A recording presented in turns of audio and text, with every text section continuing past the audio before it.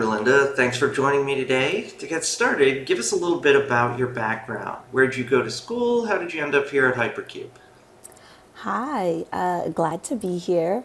I went to Merrimack College where I ran track and studied economics. After a couple of internships, I decided I really wanted to do sales for a tech startup, realizing that the visibility and unique challenges it could provide would just be an exciting work environment for me to be in. I worked at Recorded Future, which is like a big data cybersecurity company, but I wanted something a little smaller, and that's when I found HyperQube. This was actually my first time ever hearing about virtualization and networking, but it seemed like HyperQube was a fantastic place to continue my journey in tech while working for a product I was excited about. All right, well, thank you.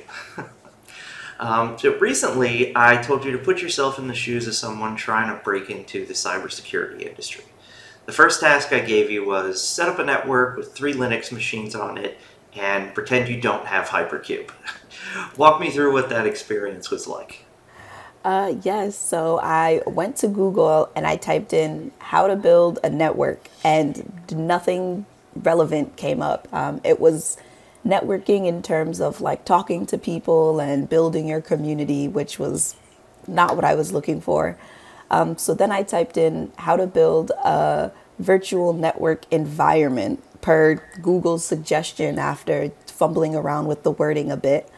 And I got how to create a test environment in a virtual lab video, but it was entirely too advanced for me. And then I found something that might work for Windows, but I was on a Mac, so I kind of moved on. And then I found a DIY cheap home virtual environment server.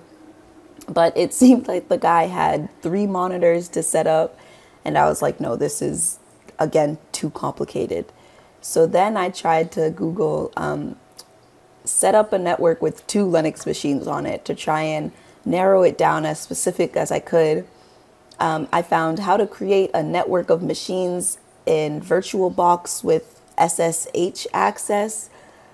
It was explaining how to clone environments, which I didn't even know how to create environment yet. So again, a little too advanced. So I spent a couple hours on Google watching videos, and it turns out that I needed to set up a home virtualization lab before I could even get started.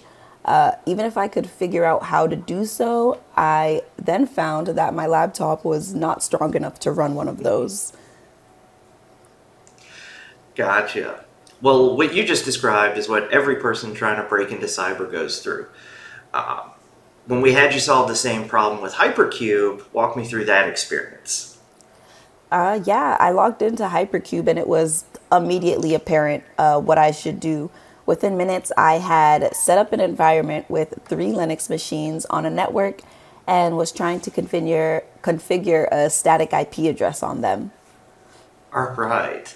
Well, thank you very much for sharing your experience with HyperQube versus using Google and your own whatever you want to call it to set up a home lab. Thank you for having me.